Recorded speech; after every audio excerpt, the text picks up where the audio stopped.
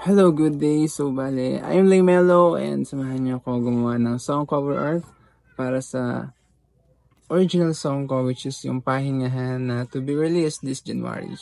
So, yan. This is the behind the scenes, behind the cam. Papakita ko sa inyo yung process. Although, some scenes hindi ko masyadong nakuha na ng ayos kasi kulang tayo sa equipments. But, yeah, I tried my best na ipakita sa inyo lahat, okay? And yung process is i-discuss ko rin, especially yung concept, yung mga ginamit ko, techniques. So samahan niyo ako. Let's go!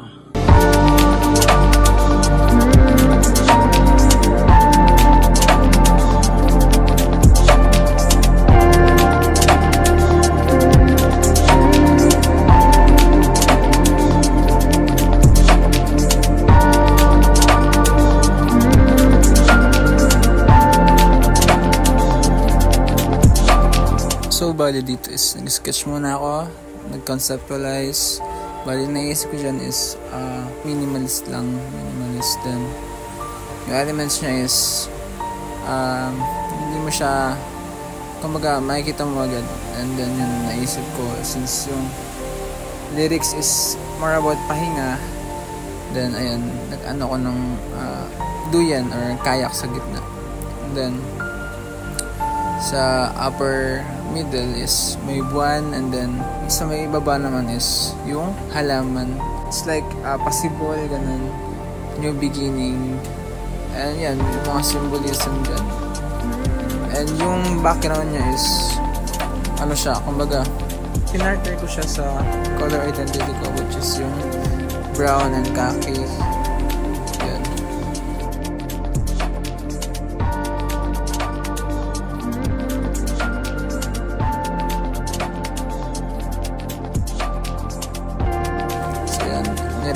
Inayos ko lang ulit para mas malinaw sa akin yung details.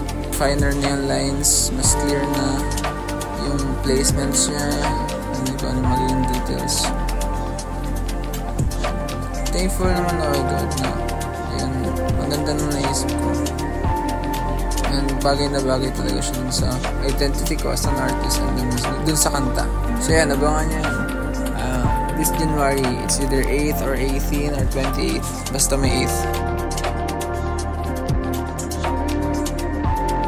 Nire-refine na natin yung details para mas madaling sundan yung yung pinaka-design natin pag ginagawa na yung actual. So enjoy the view.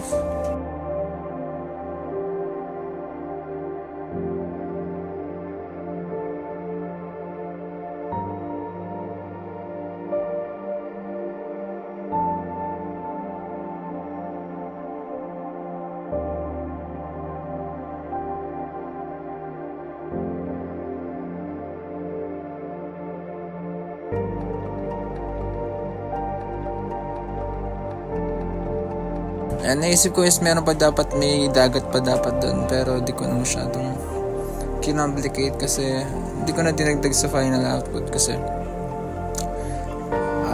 gugulo yung details, kumbaga masisira yung pinaka-design. Then yan yung final nating design, and ayan yung buwan, yung kayak, yung duyan, and then yung plant. Then yan, simulan natin yung paggawa sa pinaka cover art. Ayan, prepare natin yung mga gamit. Red, blue, yellow, primary colors lang ginamit ko dyan. Then yung tubig natin. Then yung paint brushes. So ito yung ginamit ko. And then yung disposable spoons. Ayan, mix lang tayo ng kulay. Ayan, red, yellow, blue. Kasi gagawa tayo ng brown. And yung brown is papalightin na natin siya using white, and pa-dark using yellow, using black. Ayan, halo-halo lang. Hanggang ma-achieve natin yung kulay na tapos adjust ng kulay hanggang matimpla natin ng ayos according sa preference ko.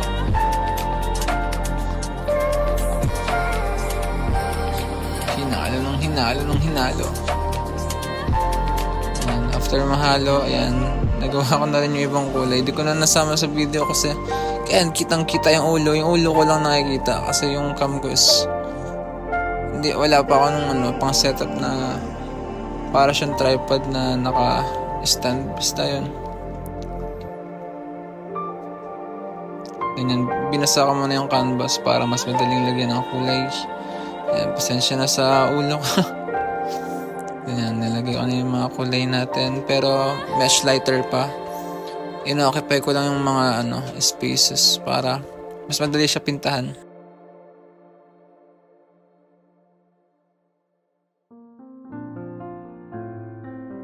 Ayan, enjoy the process.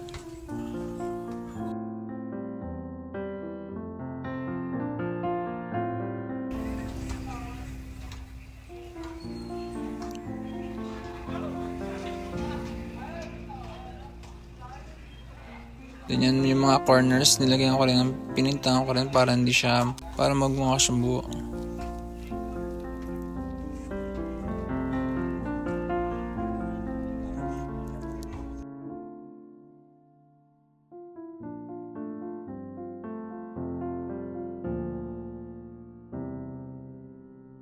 Ganyan, tapos na natin. Papatayin ko lang siya, but since masyadong wet, bawasan natin yung content ng pintura and yung water. So yan, ay dap-dap lang natin. Tinap-dap ko lang yung supot yan, supot. Ganyan. Tapos nagulat ako, parang dumami bigla. So yan, inayos ko siya, then niretouch. Tapos ayun, nasobrahan siya sa nawala ng kulay masyado. Ganyan, niretouch ko siya. Yan, naibalik ko naman yung Then less water na yan nung niretouch ko. Less water. Then yan, start tayo ng pag-apply ng paints na wala ng tubig. It's like planks na nakatayo. Then, ayun, yun yung pinaka-background na naisip ko. Halo-halo siya ng kulay na brown, shades of brown. Ganyan, and parang wooden texture siya.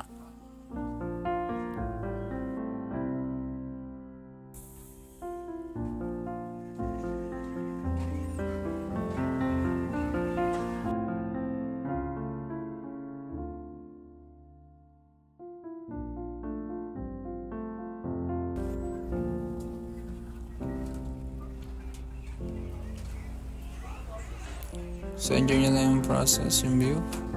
Hindi ko masyado makuha ng lahat ng canvas, yung buong canvas. Somehow, next time, kasi bibili pa ako nung pang hold talaga ng camera para makuha na yung artwork habang ginagawa.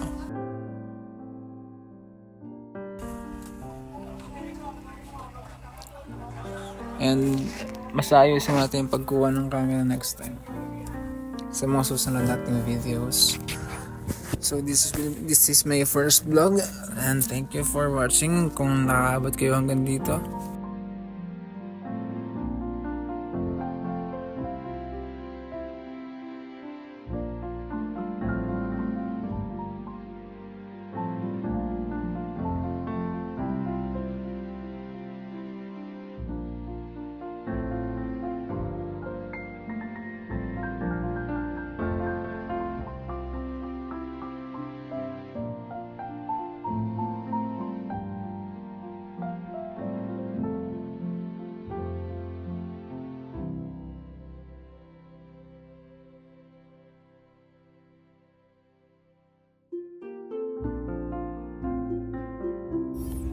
so bali that night is tinapos ko lang talaga yung background, pinili ko siyang tapusin.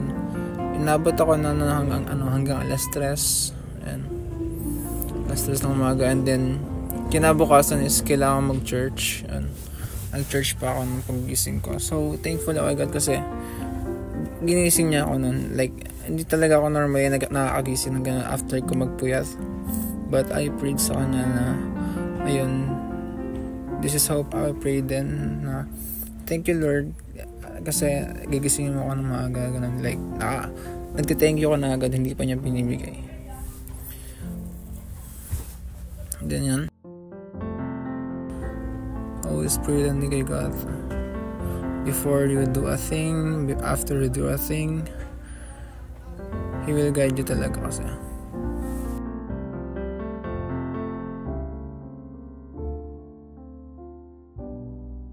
Then yan, malapit ka na siya matapos. And then yung pinakailalim is nilagyan ko siya ng lightest na shade ko ng brown. Then dinapdap ko ng daliri para kumbaga kumalat siya na medyo faded.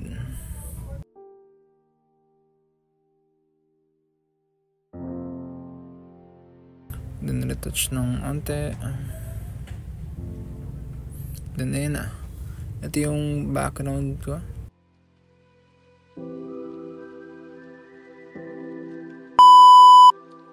Then the next day, after ko mag-church is yan. So yun yung design natin, ilalagay na natin. So kumuha ako ng pambilog. And yan, binakat ko yung Bix. Then after nun is yung duyan naman. Yung duyan is yan, pinakagitna. I-sketch ko muna siya bago ko siya pininturahan kasi kapag naman yung pintura and hindi tayo nag-ingat, walang guide, walang pattern, is mahirap siyang ayusin. So magpe-pencil muna tayo so that mas maayos natin siyang mailapat sa design. Then yan, tapos na natin yung sketching. And so di nyo kita, di ba?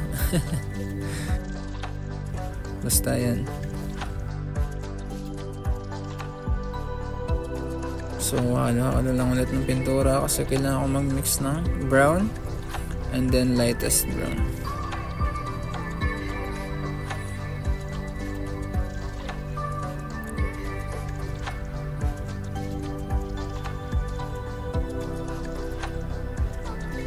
Ayan, apply natin siya. Inuna ko yung moon.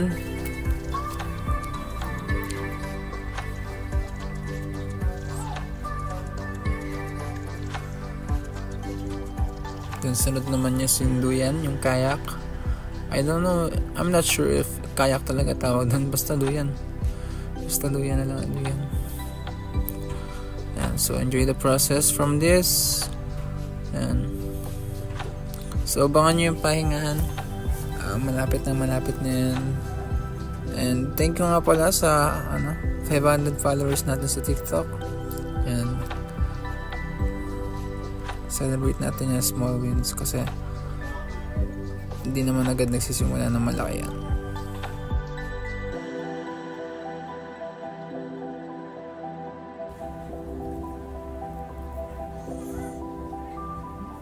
Nire-refine ko yung details. Inuna ko yung mga corners muna para mas madali akong makapag-apply ng pintura.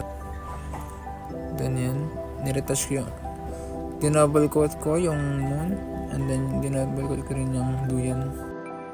Then yan, ginagawa na natin yung tali.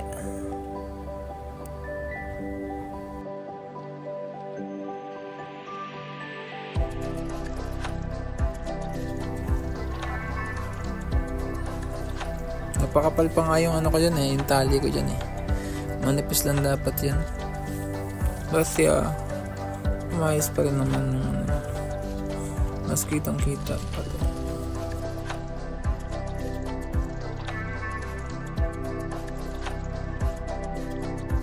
Ganyan, so this will be a time lapse, so enjoy the process and enjoy the rest of the video. Thank you kung nakaabot kayo dito sa pinaka last na to part, and mag-comment kayo sa isa kong video. Ang mag-comment, ayaw ng dalawang mag-comment sa isa kong video ng Laymelo, yung username ko lang, is bibigyan ko siya ng keychain or bookmark na personalized ko na gawa na drawing ko. Ayan. So unang dalawa, okay? Unang dalawa. So para sagutin yung tanong na bakit nga ba natin kailangan gumawa ng song cover art kapag mag-upload tayo ng music? Unang-una sa lahat is kailangan siya and required siya ni Spotify, ni Apple Music, ni YouTube. Bukod sa required siya, ito yung pinaka dahilan is the first impression ng mga listeners, kasi ito yung unang nila makikita. Kumbaga dito sa YouTube is yung thumbnail, doon naman is song cover art. Then yan, next one is yung branding. Sa akin, yung branding ko is in-incorporate ko siya or i-incorporate ko siya sa song cover art ko, yung palette ko, colors ko, and yan, yung identity ko as an artist. Then yan, yung visual representation ng pinaka-song mo, kasi nag-a-add yun. Kumbaga, in-enhance niya yung experience ng listeners mo. Then yan, professionalism. Gusto ko rin kasi talaga mag-add ng value sa craft ko. Yan. So, gagawa ko ng mga physical artworks. Then, i-scan ko siya para maging song cover art. Then, yan, sa marketing and sharing naman, yan, makakadagdag din kasi yan, dagdag impact yan. Mas maganda siyang i-market and i-share kapag mas maganda yung cover art niya. Then yan, connection with fans, yan. Makapag-connect ka rin sa fans. Kasi, oftentimes, yung mga fans is binivisualize nila yung music mo through yung song cover art. Like, for example, ay, ang ganda ng song cover art niya. Then yan, nakita yung listener mo, and then yun, nag-engage siya, nag-click siya, pinahinggan niya, and yun. Kasi yung song cover art talaga yung mag-build ng first impression. So once makuha mo yung mga listeners doon, they will engage with your song. Then yun lang. Yan, sana nakatulong and may natutunan ka, may napulot ka kahit pa paano. Salamat sa panonood. Thank you.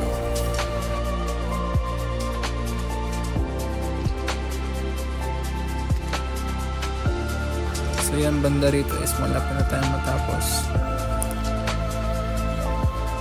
Nagdadagdagan tayo ng depth dun sa mga tali, mga browns.